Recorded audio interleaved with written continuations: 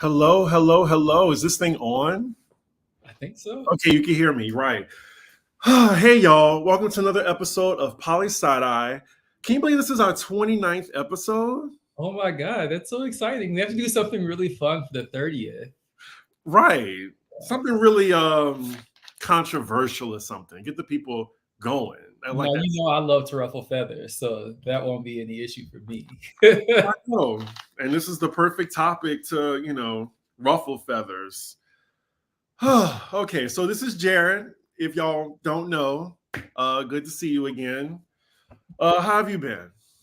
I've been pretty good. So yesterday was my last classes for the semester. So my first semester as a tenure track professor is on the books. I actually kind of teared up a little bit yesterday because I loved both of my classes so much, and like 4 or 5 of my students came up to me after class and were like, "Oh, this is my favorite class of the semester," and I'm like, "Oh my God!" So yeah, I was a little sentimental, but it is also nice to. I have more grading to do, but it is nice to have that behind me.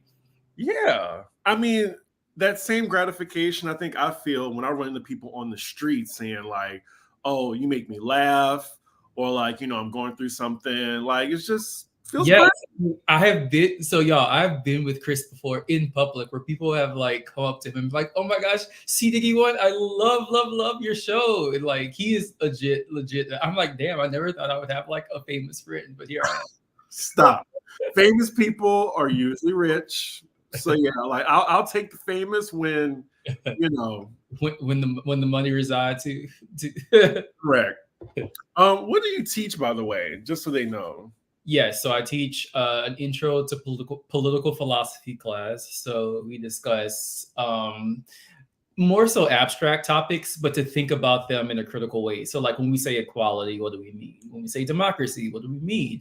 When we think of the concept of race, what is that? When we think about gender, what is that? So, these things that we just kind of use or we kind of take for granted, we try to really unpack what those things are. And then I teach Black political thought in theory class. So, for that one, we read a lot of the great Black thinkers, whether that's A. Philip Randolph or Ida B. Wells or Stokely Carmichael, and just get a sense of how Black folks throughout American history have thought about what is equality, what is democracy, what is justice, what is Black freedom, all these things. So this should actually be pretty relevant for this conversation. And speaking of this conversation, so the name of this episode, The BeyHive Attacks, a movie critique turns political. Now, for those of you who have seen Renaissance, the film, I did a review of it. It's on my Patreon, by the way. I had a great time. It was like I was transported back to the show. I had all the feelings when I was watching. I cried like 3 times. So it's just shocking to me to just see someone really skewer this movie in a review to me that had little to do with the movie. It had much to do with Beyonce. And I don't know. I was getting hating ass B energy. That's all. So I'm not familiar with the critic, so I don't know. Some people are like, "Oh, she has a vendetta against Beyonce," and I'm like, I don't know her history, and I mean, I don't know. Oh, thank you. That was so nice of you. I appreciate that. Yeah, so I don't know much about the author. I don't know if she has like this. She has it out for Beyonce or what. My thing was that to me, I don't know if it was supposed to be a movie review or if it was supposed to just be like a critical review, just kind of more broadly, because it felt to me more so a critique of celebrity and using Beyonce as like a vessel to carry out that critique, which I think that Beyonce, as all celebrities, should be critiqued. So I didn't have an issue with that, but I do think that it didn't really focus so much in the film. Like she talked about some of the like set designs and the editing and stuff, but like the actual concert and tour itself, like she didn't really have that much to say. I agree. So before we really do a deep dive into it and the discussion, so this is the review. She titled it "The Silence is the Loudest Part of Renaissance," a film. It's by Angelica Jade Bastien. Now, Your friend Marcus sent this to me. I had no idea. Yeah, he sent it to me too because he chose mess because he knew I love Marcus. So love you, And I Marcus. was like, let me see what everybody's talking about, because it looked like people were already starting to attack her, dox her. And I don't know, it just kind of, it saddens me that Vulture would use another Black woman to take down another Black woman. And this is my opinion. It's my opinion. I have a different one, but go ahead. Renaissance on Rotten Tomatoes, it had 100%. So this review, she gave it a rotten review, and it took away the perfect score. But Beyonce, I think she in her last Instagram post, she was just like, "Oh, thank you for this perfect score." Right, because we're not going to acknowledge hate. I did think that was funny. Yeah. I think it's sooner enough in the video where I can curse. I'm trying to just reserve my stand-up and like really be objective. Like the only thing she really, like, let me just read some of the things that she wrote.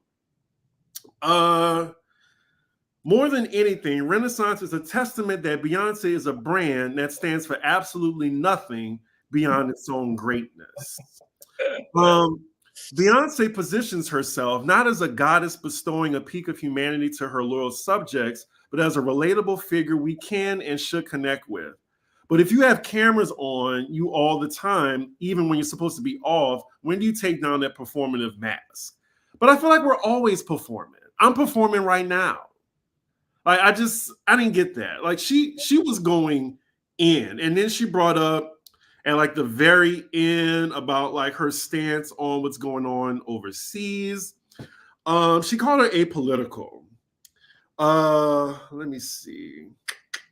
It was about Renaissance playing in Israel. Where she said something about black art isn't inherently radical. I thought that quote was. I actually shared that with my students because we had a discussion about it because I wanted to get their thoughts on it. But can you find? I think it's towards the end. She says something about. So perhaps let's see. Beyonce has yet to make a statement about Palestine, but this silence is itself a statement. Excuse me. What that has to do with the movie, what that had to do with Alien Superstar and Virgo's Groove, I don't know. And we were talking about that in our last episode, where it's like, why do we need celebrities to comment on stuff like that? But I'm gonna keep going. But this silence itself is a statement. Perhaps she isn't apolitical so much as an emblem of Black capitalism and wealth that seeks to remain its stature. Renaissance of film demonstrates that Black joy isn't inherently radical. In fact, without a sense of materiality, Black joy becomes directionless and easy to co-opt by the very forces of power that are fueled by anti-Blackness. Let's see. Beyonce is an icon who has carefully maintained a sense of accessibility to anyone, anywhere, for any reason. Black musical traditions may have the potential for radicalism, but Beyonce's neutrality demonstrates they aren't inherently that way. Hating ass bitch. That's what I All right. So which one of those points should we take up first? I mean, there's a lot there. So you can start. Yeah. So let's start off with the Israel-Palestine thing. I understand people's sentiment. I get both sides of that. So on one hand, there are the people who are like, oh, well, celebrities have platforms. And when you are someone of Beyonce's stature, you have like a responsibility to make a statement against injustice. So I understand that sentiment. I think it is displaced frustration. To me, what that signifies is people want something to be done, but they don't know what can be done, and so they start kind of grasping for straws. And so celebrity becomes an easy target, which is why you see people, going on Instagram and like bombing people's comments. We're not gonna get caught in trouble for that, are we? No. Okay, cool. And so like going through people's comments and like making all kind of crazy statements when the celebrity either doesn't say anything or says something that they perhaps didn't say it the way that people wanted them to. And my whole thing is like, that's why you have representatives. Like, why do you give a fuck about what Beyonce has to say about Israel or Palestine? Like, Sure, like if Beyonce came out and said Palestinians deserve to be free and like this is something that needs to be held, it's like I'm trying to be diplomatic here so we don't get flagged. But if she was sure, like great. I think everybody who has some type of moral conscience would appreciate that. But at the end of the day, Beyonce she doesn't like we shouldn't be looking to her to do that. Like, even if she did say something, what do we think that's going to do in the grand scheme of things? Beyonce is not in the room with the Joint Chiefs of Staff. Like, she's not in the room with Anthony Blinken and the Secretary in the Department of State. Like what is Beyonce going to do? And so I think in one end, that's completely displaced. Like, I don't think we need to stop caring about what celebrities think and stop giving them these platforms and this power. That's what we should be doing. And when we look to them to like, you wield that, it becomes a feedback loop. So we just keep giving it back to them. And so that was one critique where I was like, girl, let it go. Like it's just, yeah. Well, I feel like one person would say, oh, well, it's because of Beyonce's reach that she could bring attention to it. Which Who is she reaching?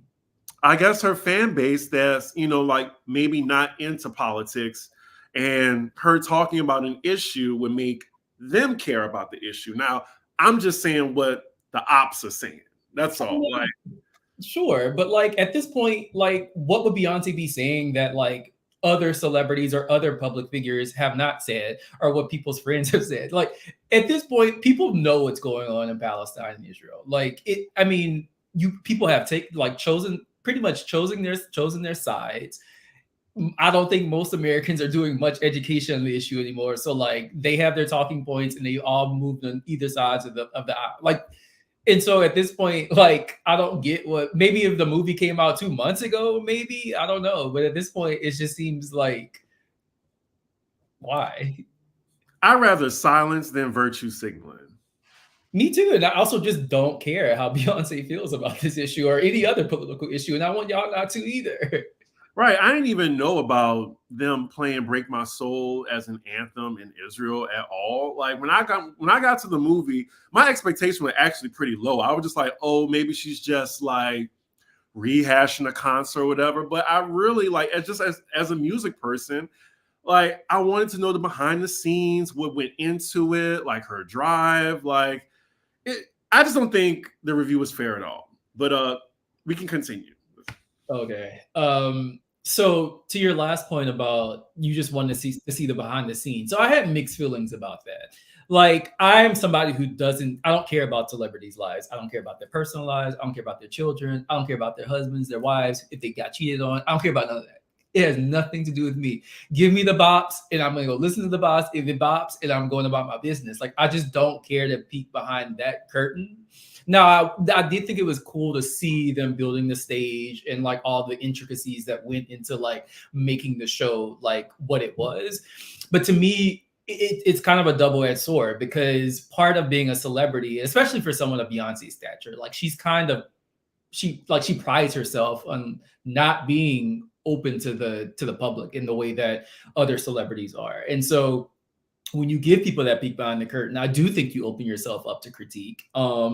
And so on that end, I actually thought some of the comments that the reviewers were saying, especially when she would make the comment like, or Beyonce made the comment that, oh, I'm just like every other mother. Like I drop my kids off at school and then she like drops them off at school and then is going into like the private jet. It's just like, so you're not just like every other mother, which is fine. I'm not, that's not criticizing her. That's just making an objective empirical fact. Most women, Black or otherwise, do not experience motherhood like Beyonce does. And that's not to say that Beyonce's experience with motherhood is better or worse than anybody else's. All I'm saying is it is a truism that somebody that is as rich and powerful and of such a high status as Beyonce is not going to have the same average experiences as most of the people watching that film. So I think there's a way that you can say that from grounded in a more like sociological perspective, as opposed to what they call depending on what people call a polemic. So just like this kind of intense criticism. I don't typically like to write polemics, not because I don't think they're fun to read. I actually think they're extremely fun to read, but because if you're actually trying to get people to, polemics are fun for if you already know your audience agrees with you. But if you're actually trying to get somebody to think about whatever it is you're discussing in a different manner, and you already know this person loves the person that you're critiquing, you don't go about it that way. Like, she could have critiqued it without bringing out the knives. And that's the thing. Like, she gave a rotten review to the entire film because of these statements. And her defense, she doesn't actually give the reviews. So Rotten Tomatoes have people who read the reviews themselves, and based upon their interpretation, they decide whether or not it gets a rotten or tomato review. That was a rotten, hateful review. It was intense. Like, I'm just saying, she didn't herself give it a rotten review. I was like, what did Beyonce do to her? And still to this day, like, anybody who just doesn't see it for Beyonce, it's a character flaw. Just in my opinion. Well, what do you mean by see it for Beyonce? See it for her music or her as an artist? Not as her music. Just like, you don't even have to like her music, but it's just like, I feel like you gotta at least respect what she does, and I don't think she's overrated. I just don't. Yeah, I mean, I'm not in the hive, but I've, especially over the last like decade or so, I've come to really appreciate her a lot more, because I think that one of my biggest critiques of Beyonce was always that I always felt like she was greater than the sum of her parts. Like, not to say that she didn't make good albums, but I always felt like she could have done more. And I feel like her more recent output to me has kind of solidified her as, again, whether or not you like Renaissance as an album, you can't deny that like Renaissance is, as a body of work, is like really, really good. Phenomenal, in fact. But now, one thing about Renaissance that annoys me is that people, and I felt the same way about Lemonade. I know people will throw tomatoes at me, but whatever. Y'all don't know where I live. So it annoys me that she tries to make her music out to be political. Like, Formation to me is not a political song. Now, I do think the way that she uses spectacle, especially with like the Lemonade film, I think the way she uses spectacle often can be interpreted as being political. And I think a lot of those interpretations would be fair. But to say the music itself isn't, like, are we really going to listen to Heated and pretend this is a political song? Like, and so I just feel like sometimes she tries to make the music more meaningful from a substantive standpoint than it actually is. That kind of annoys me, I have to admit. But to go back to your other point about, Beyonce being relatable as a mom, I kind of just saw it like the bigger picture. Like, sometimes we make Beyonce look like this goddess spectacle, but at the end of the day, she's still a woman. She's still has to be a wife, has to be a mother, has to I think she takes on a lot of things that women do. She still has her wealth and her power, but at the end of the day, she still has a whole legion of her whole team that probably I don't know, scratches her back every 10 minutes. I don't know. It's just always interesting. My whole thing is from a philosophical question. Why is it that celebrities expend so much energy trying to seem relatable to well, they started out relatable. Well, yeah, but sure, but that was 100,000 years ago, and so that, sure, okay, maybe you were a little bit more relatable then than you are now, but at the end of the day, I just find it so fascinating that celebrities expend so much social capital trying to present themselves as relatable. And I'm like, listen, do you have to think about when you're eating 3 times a day? Do you experience that stress on a daily basis? Because until you do, I don't want you to say that you understand my day-to-day. Again, I don't dispute that she loves her children, is very nurturing, and adjusts her schedule so that she can be as present for them as she possibly. I don't dispute all of that. But at the end of the day, she does not experience motherhood the same as everybody else. Why? That shouldn't even be a controversial statement. It's sociology 101. I know. I'm just saying it just showed that, she's human at the end of the day. That's all. What else would we think she was? An android? I don't. Well, I'm just saying, her wealth and her power still, at the end of the day, she's a woman, she's a Black woman, and she still at the very surface level. I'm saying, not like, just minus the wealth and everything. Yeah, but that's what like Mark Zuckerberg says when he's like, "Oh, I'm just like everybody else." I'm like, "No, you're not. Like you single-handedly control one of the biggest companies in the globe. Just because you wear some jeans and a t-shirt and walk to a coffee shop here and there, like that makes you just like everybody else." Like it just annoys me when wealthy people won't acknowledge that. Again, we have like millennia all the way back to like Aristotle. We have so much evidence which shows that wealth fundamentally changes the human psyche. Like you fundamentally That's a word. change it. It changes who you are, and that's not to say it changes you. I think it's probably for the worse, but like that can be a matter of debate. But like the fact that it changes you is to me such a benign, like true statement that I don't know why saying that gets people up in arms. Like that's so weird to me. Are non-black celebrities put in the same position? I think so, actually. But I do think black celebrities, I think they have more pushback, I think. What do we mean by in the same position? The same position to like stake the right political positions and so forth? I guess so. I think it's slightly different. And I think part of the difference lies in if we think about the history of race in the country. So after Reconstruction, after slavery ends and so forth, one of the questions was like, oh, well, what's going to be, I'm going to use some historical language, so don't be offending anybody. But the question was, what was going to be the status of the Negro? And the idea was that, especially in the early 20th century, that we needed essentially the elite, the talented 10th, like the elite people and the wealthy among black folks to kind of uplift the race. And so they were granted this kind of special role, like this responsibility almost to see that their people were lifted.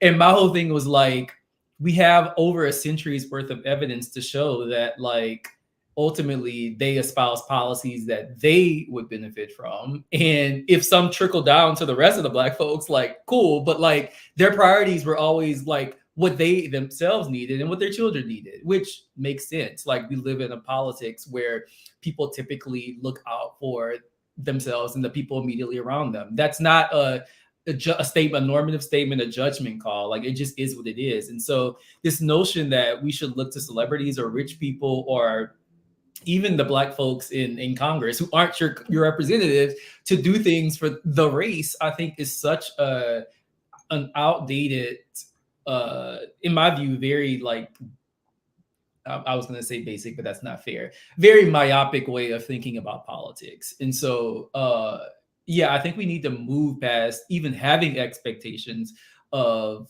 black folks, especially with wealth, to do anything on behalf of anybody aside from themselves and their family. And I just saw an article earlier today about Tyler Perry, and the headline was, all of Tyler Perry's wealth has yet to trickle down to the rest of Black Atlanta. And it was a critique of this idea that, you know, when Tyler Perry built this big ass studio in suburban Atlanta, like, or I don't think it actually may have been in the city limits, but in the Atlanta metro, he made this whole like thing about how he was going to employ all these black people and like it was going to really benefit the black communities, this, that, and the other. And every look at all the data show that black people in Atlanta, with the exception of like the top 10%, like everybody else, they're suffering and living paycheck to paycheck and doing way worse than they were when Tyler Perry built this big studio that he claimed was gonna like benefit the black community, and that's why he should get tax write-offs for building it. And so I just think that there's a way that we have to be, and we shouldn't even be.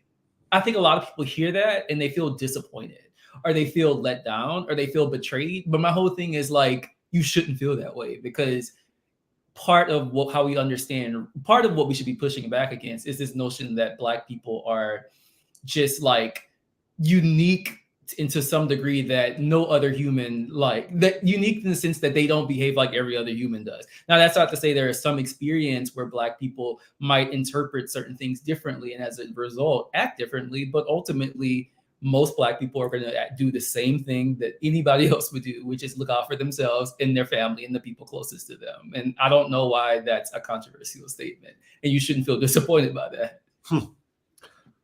So can you break down this phrase that this author said, Renaissance of film demonstrates that Black joy isn't inherently radical.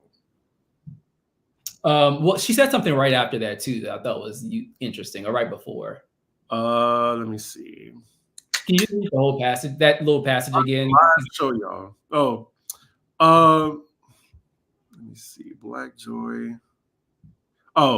Renaissance of film demonstrates that Black joy isn't inherently radical. In fact, without a sense of materiality, Black joy becomes directionless and easy to co-opt by the varied forces of power that are fueled by anti-Blackness. Yeah. So essentially what she's saying is that framing Renaissance as being inherently political or inherently progressive or radical, what it does is we should think about this in this way. We live in a country where mass consumption or consumerism accounts for about half of the country's economic activity. And so part of what you have to, the only way that US capitalism especially survives is if we buy shit that we don't need with money we don't have. Like that's essentially that's pretty much the United States' economic model, which is insane, but like here we are.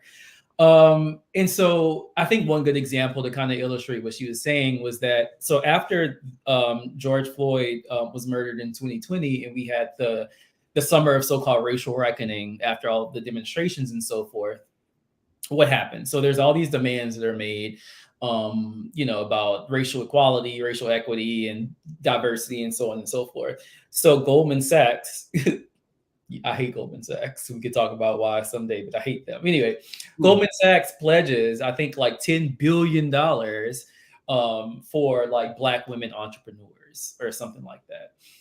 The idea is Goldman Sachs is also known for being one of the like most notoriously exploitative corporations, not only in the world, but like probably in history. The amount of like financial pillage that they have conducted is astounding. But nevertheless, like Goldman Sachs throws this money at Black folks mainly to just quiet them. And instead, what we should be thinking about is like, okay, most Black people have to actually like are never going to be entrepreneurs. Let's just call a spade a spade. Not because Black people can't be entrepreneurs, but everybody can't be entrepreneurs because you need people to work. So like that's only going to address maybe the issues that a handful of Black people are going to face, but it dominates discussion of politics. And so people start to think that, oh, well, the way to like improve the position of Black folks is through, buying Black and like make sure we have more Black businesses and so on and so forth. And so I think what the author is trying to say is that when we think about things like consumption, which is what this movie is, it's an act of consumption. You are consuming the film Renaissance. In thinking of consumption as inherently radical, just plays back into the hand of the capitalists who really just want us to spend their money. So we give AMC this money, AMC pays their shareholders. So what about that ends up being radical? What was that last comment? The expressions of joy are a display of conspicuous consumption, suggesting that material products are a major source of joy and offers a see what I've got mentality, which spurs consumerism.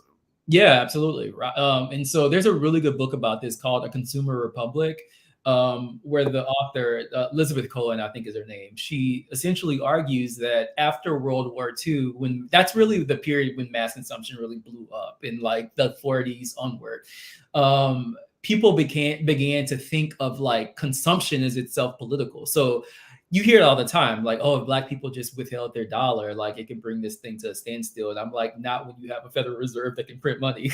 And so ultimately, yeah, that just shows y'all don't understand how finance works, but our political economy works. But yeah, so there's this idea that just like consuming something, whether that's buying a shirt or wearing this outfit or presenting yourself this particular way, all of which do what? Require you to like further mass consumption and the capitalist engine even further, that's somehow inherently radical. And so let me stop, because people are gonna say I'm being a hating ass bitch, but I'm not saying you shouldn't do those things. Like I had a Rennie outfit too. Like I bought a whole outfit to wear to the show, but I wouldn't put that on and be like, this is radical. Like, no, I just like the way the shit look, and that's what I wore to the show. And so I just think that we gotta stop thinking of like these things, these acts of consumption is like radical. They're not. Like they're for your enjoyment. period, and that's it.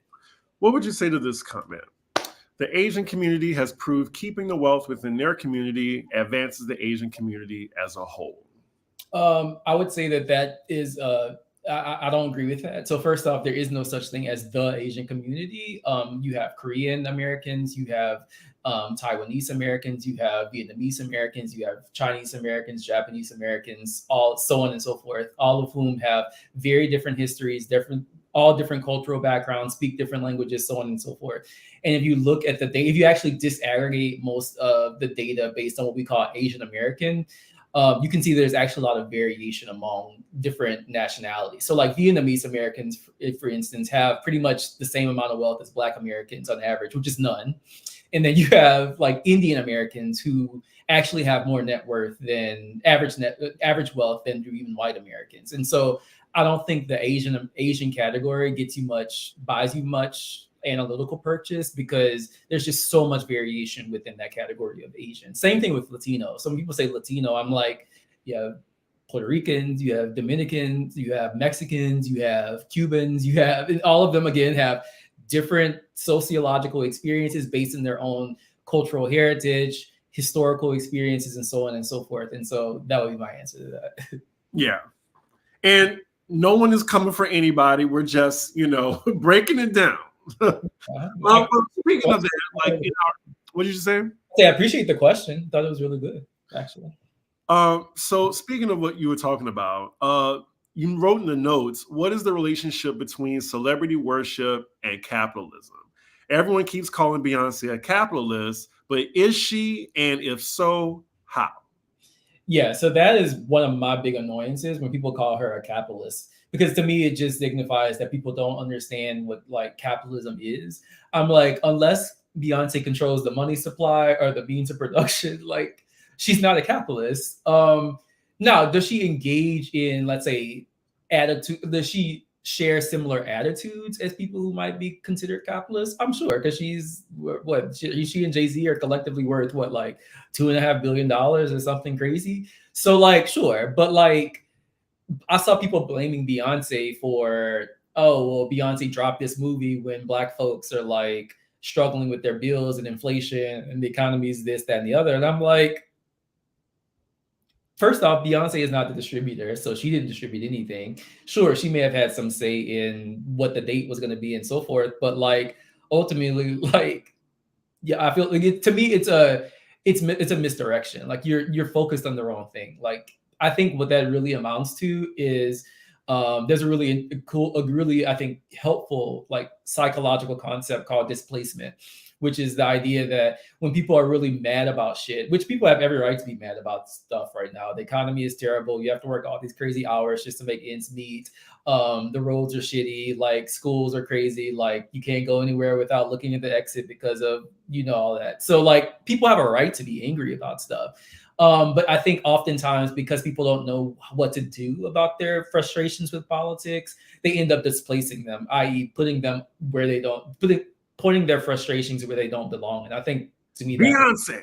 Yeah, I'm like, does it make you feel? What's that? The what's her name from Gabrielle Union? That Gabrielle Union. Oh, did they put money in your pocket? Did you get the guy? Did you get the house? Right. That's how I feel every time I see people getting mad at like Beyonce or any other celebrity for politics. Like, that's not who you should be mad at. I don't know. So back to the review. I think I already said, was the review fair? And I said, absolutely the fuck not. What about you? Like, did you think the review as a whole was fair? I know we're going to get to your second part of the question, but I just want to know overall, and y'all can participate too in the chat. Like, did you think, if you read the review by this woman, did you think it was fair? Yeah, I thought it was fair. Did I think it was also scathing? Absolutely. But I still thought it was fair.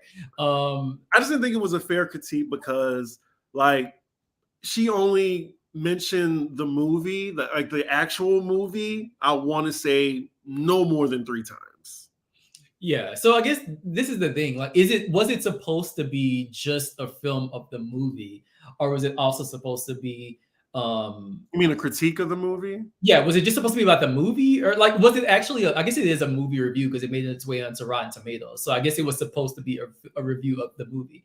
Now I understand your sentiment, but on one hand, I'm like, if Beyonce would have just done a straight up concert film like The Girl You Don't Like did, then I think there would have been far less to actually critique. But because Beyonce decided to make it not just a concert film, but also this kind of peek behind the curtain, I do think she then opened herself up to focusing on that. Now, the question of, I think one thing I think the author could have done is have been a little bit more balanced in how much time she spent on those things.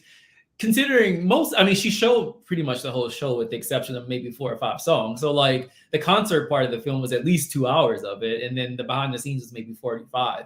So you would think that given the lion's share of the actual running time was the concert, you would think that most of the space on the article would have been that, but it was the opposite. And so from that point, I do think yes. But to me, that's more of a stylistic thing, not necessarily a substantive thing. Because I think almost everything she said was fair, with the exception of a handful, like I said earlier, being mad about Palestine, her not commenting on Palestine. But other than that, I think that it was unfair. It's just very scathing.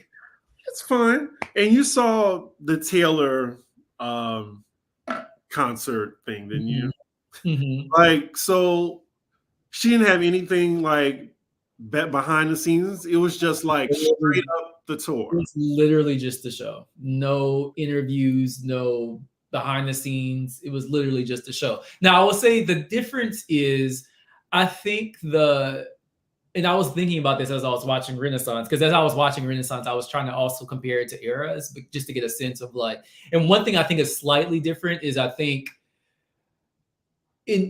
for Renaissance, the camera was much more focused on Beyonce. There weren't a lot of like big panoramic shots. Like there were a lot of more close-ups. So it gave the sensation that you were kind of like on the front row.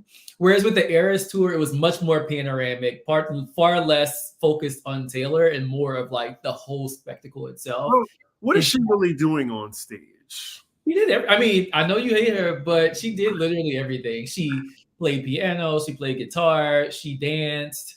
Not well, but she still danced. She danced. And the staging was, the budget there was no budget for Renaissance, but there really was no budget for Eras. The amount of shit that was going on. Like, now I actually would have liked to see the behind the scenes, how they put this stage together, because it was massive. Like, and just the amount of like technology, and like the stage was moving up and down and opening. I was like, okay. Well, you gotta throw in all the bells and whistles if you're Taylor Swift. Like some mayonnaise sandwich.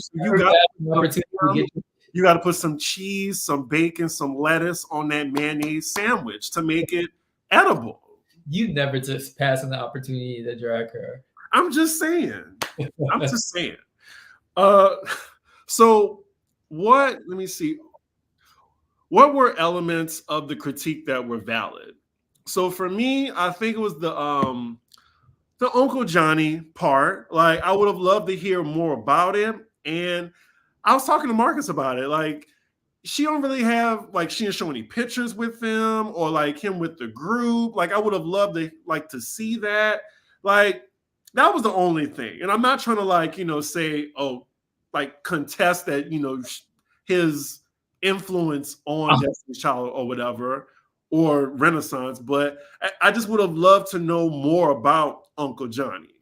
The funniest thing would have been, like, we come to find out that she had only actually met Uncle Johnny like twice in her life. Uncle Johnny was like a distant, because when he was like, that was Tina's cousin, right? No, that was her. Oh man, I'm a terrible fan. I think that was her nephew. No, he was older than Tina, so that couldn't be his nephew. I think that was her. I think it was her cousin. I think that was Tina Knowles' cousin. Yeah, it was Tina Knowles' cousin. Yeah, so yeah. His uncle. Right. Well, yeah, right. Well, technically that would be her first cousin once removed, I think, or some second cousin once removed. It wouldn't be her uncle, but like the Black family. Right. Everybody that's older than you and like not your real uncle just becomes your uncle. So Yeah, the funny thing would be like if they actually didn't actually meet that many times, that would be a funny plot twist. But yeah, I do think they could have talked more about that if they had footage. And that was the only thing, because that had to really do with, the entire theme of the album, But other than that, I would have liked to see her do more behind the scenes of the album itself. Because I think one critique people have is like, where did this like inspiration behind like Black ballroom culture, like where this come from? Like, is this something that's always been there? It's been like a personal like pet project you just wanted to do once you had the stature that you have now? Or like it just felt, I think to some people, I don't care because like to me, I just like the vibe. So like I don't really care like why she made it in 2022 and not 20 years, whatever. But I do think that there is this kind of like one critique of it, oh, she's just like essentially pandering to her most ardent BeyHive members who are obviously, what, black gays? Yeah, exactly. Well, I always wanted, as a fan, I was just like, can she like acknowledge us? And I think she has, like, but this album was just like, this is for Black gays, and it just felt like it, like finally. So I don't know, I didn't really see it that way, like her pandering. I just saw it as like, it was a new inspiration. And I don't see it as pandering either. I was just saying I would have been interested to see how she came up with Renaissance, because even when she in like in the beginning of the article, the like the author talks about how she makes this album to give us an escape from everything we were going through or something like that. And again, but why this album? Why Renaissance? Like Renaissance was to me a very intentional album in the sense that it's very thematic. Like most of the songs are throwback or paying homage to a very specific kind of period. And to me, like it would have been cool just to kind of hear like why then and like why and like how she came that way. Really? I thought Johnny was older than Tina. Wow. I guess y'all would know I ain't live, so I'll take y'all word for it. Yeah, I knew it. Like it wasn't Tina's uncle, but yeah. No, I thought it was Tina's cousin, but it's Tina's nephew. That's what they said. Yeah, Tina's nephew. Wait, he looked. Oh, okay. Never mind. Anyway. But yeah, I feel like we hit all the points, right? What else you want? Well, if you have any questions, y'all, I mean, please write them in the comments. I have about 15 more minutes before I can stay on. Yeah, I mean, if people have questions, or I'd love to. Life is cyclical, Myron. Life is cyclical. Might Renaissance have been her explanation of sampling, remixing, and remakes? Yeah, I mean, I can believe that. To me, it just would have been cool to see her like in the studio or like working with people. Like that would have been fun, because to me, Renaissance wasn't just the tour. It wasn't just the album. Like, and since there were no visuals, like to me, Renaissance was like, it really felt like a Renaissance for her in some way. Like it felt different than anything she'd ever done before. And so like, to me, one critique I will say is I do, for a musical documentary, I feel like the music wasn't at the forefront a lot of the times.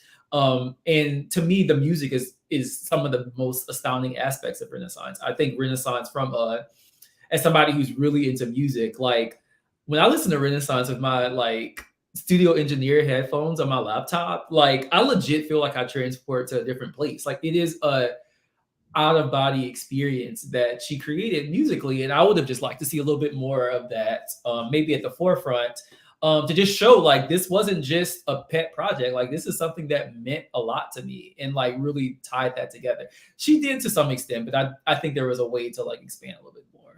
And I do feel like Beyonce isn't the type of artist that would just make an album to make an album. Like she has to have something to say. And she evolves, unlike, certain artists whose album came out today that's just a rehash of. Oh my God. No. I didn't say it. No. Because you will not get to say that Midnight sounds like folklore. No. That shade was not for. That was a shade for. Oh, you're talking about Nicki. Oh. I was like, wait, Taylor's album. Oh, yeah, I thought you were. When you said a rehash, I thought you meant like the Taylor's versions album. I was like, wait a minute, Brian. No. No, I'm not listening to that. I was listening to it today. This is just a little pause, y'all. I know I'm gonna save it for Pop Roast, but I was listening to Pink Friday 2, like half of it. I mean, that's the thing about sequels. I mean, I don't know. I'm only halfway in, but the original still is better. But yeah, moving on. I just don't like how the BeyHive is being taken as like, oh, they're just going to attack anybody who has something negative to say about Beyonce. I really think that this review wasn't fair. Like, had it been like more so about the actual movie, like the concert and the themes and stuff like that, I would have been like, okay, that's fine. She has her opinion. But when she started bringing up like the war and like, you know, her wealth, I just thought, you know, this is personal. Well, again, Beyonce kind of opened herself up to some of it because, again, it wasn't just a concert film. It was also this like peek behind the curtain. And so when Beyonce says stuff like, you know, I'm just like every other mom or stuff like that, like it just invites yourself to critique, which is why I'm like, I don't care to see the behind the scenes about celebrities' personal lives. Like I just don't, because I'm just not interested. Just give me the music. I think the critique was fair. It may not have been in good faith, but that's irrelevant. It's getting us all to consider why we feel how we feel about the film and the album. I agree wholeheartedly. And in fact, I tweeted to somebody who had said that, I didn't like the review because it wasn't unbiased or something. I'm like, no review is going to be unbiased because it's an opinion. Opinions are by definition a reflection of your biases. But anyway, so I commented under that you know, I appreciate it for no other reason than it got people's feathers ruffled. And then people were like attacking me for that. They were like, oh, you bitch ass, like the same people that would. I'm like, you don't even know me. I mean, welcome to Twitter. I mean, you're not gonna have like a thoughtful conversation. Right. I think somebody called me like a bald head hoe or something. I'm like, okay, you really don't know me because like that definitely doesn't count. That's why I'm not like a humble brag, but I'm like, I am bald though. So like nah, I don't think it was fair. It didn't even read like a review. It was poorly written. All right. Okay, Lil Vibe, it was not poorly written. Like it was actually what do you mean by poorly written? I was a little maybe unfair, sure. Yeah, she had a vendetta, sure, but it was actually a fun read. Like I enjoyed reading it. I mean, yeah, I won't be a complete hater and say it wasn't well written. It was just like beautiful trash, like beautiful garbage. Like you putting rotten shit in like a golden bag and tying it up. That's what I would say the review was. But I always say, to me, the best art either makes you feel something. Either you finish reading it or listening to it or watching it or whatever, and you're mad or you're elated, but you feel something. There's some type of like stimulation. The worst writing is when you get to the end of it and you're like, I just wasted 10 minutes of my life. But to me, like, even if you hated it, like I read a lot of stuff that I do not agree with. I read it, I literally want to throw it out the window, but I'm still feeling something. And I do think that there is this way that we can't acknowledge that something can be good. And we can also think it's like trash at the same time. Like you can give people their props. Like it's okay. Yeah. Even your enemies, you can give them their props. I do it all the time. I do too. Like there's a lot of like artists I don't like, but you know, like if they have a good song, I will give that to them. Like say Chris Brown. You never gave Taylor Swift any credit. I do like what's that song? You Belong With Me. I like that song a lot. Okay. Oh, a lot. Oh, I didn't know that. And then like, you know, there's certain Chris Brown songs that I like, but I'm not about to yell from the rooftops that I love a Chris Brown song, but I'm not going to hate on him. I'll never say Chris Brown isn't talented or can't dance. I just think he's a misogynist, homophobic idiot. That's all. But yeah. Any book recommendations that's like very close to this topic that we've been talking about? Yeah, so I do actually. I'm going to recommend this book. It's called The Empire of Illusion. The Empire of Illusion, the End of Literacy and the Triumph of Spectacle. And ultimately, what Chris Hedges, the author, talks about is how we have essentially lost the ability to think critically about anything, which is why we do shit like get mad at celebrities when they don't say what we want them to say, or like invest all of our hopes and dreams in like these billionaires to do, essentially why we focus so much on the spectacle instead of actually worrying about shit that matters, essentially, is the upshot of the book. So I think that we could all stand to do that more, like actually be worried about the right shit, and not be mad at Beyonce because she didn't say something. Sure, we can critique the film, but like that, again, that was one of my critiques of the article, of the review, which is that the author also needs to accept that celebrities are celebrities and we need to stop putting our hopes and dreams in them. And so the book, I think, will address some of those issues or topics. I hope she's able to work in this town again. Oh, she'll be fine. People know what she look like. Empire of Illusion. I just think of Nicki Minaj's fan base. Hey, I'm not getting into that. I already got called a bald head bitch once this week. I'm trying to make it to the weekend unscathed. Well, yeah, I might do an album review of that on my Patreon because I'm sure that'll be. Let me know because I'll be. Is it gonna be live? Because if so, I'll be front row. It won't be live. How you feel about her? So I'm not about to get hate sent to me. But yeah, y'all, that was our episode. Whether you like it or not, you know, everyone's critique is valid. Sometimes, in my opinion. Where can they find you on Instagram and X and all that? JAYC Tiger Fan at all of the above. All right. Well, y'all, this was fun. Thank y'all for those of you who participated. And yeah, make sure you like, comment, and subscribe. And we will see y'all for the next episode. Hopefully.